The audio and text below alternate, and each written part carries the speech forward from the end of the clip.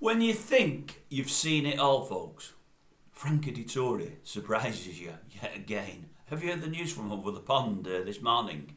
Dettori yesterday in Santa Anita has rode 6 out of 6 winners, 6 on the bounce. He nearly equalled his feat at Alaska of a few years ago with his 7th race. His 7th horse got beaten by probably a neck. One of those races was in the Santa Anita Oaks. The one he got beaten a neck on was in the Santa Anita Derby. I mean, 6 out of 7, but 6 on the bounce. Is it 52, 53, 54?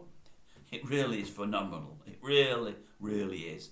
I've said in the past, folks, there was a time I didn't like Dettori, only because it was all about Frank. Well, it always has been and always will be, but it was all about Frankie, and media was Frankie. And I know he played up to it, and I know he's been great for racing, but it was just too much for me.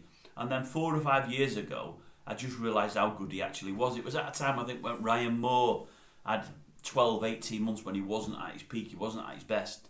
And I thought Dettori was outriding him every time they got together. Dettori looked much the better jockey. Moore's come back now to something of his old form. You know, the last year and a half, 2 years, he's got much, much better again.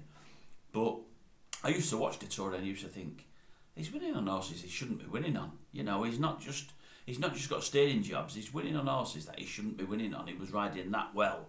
And I've grown to love him now, as everybody does, but 6 out of 6 in Santa Anita, you know, really foreign courses to him. You know, America's a new adventure to him. He's only been there a number of months.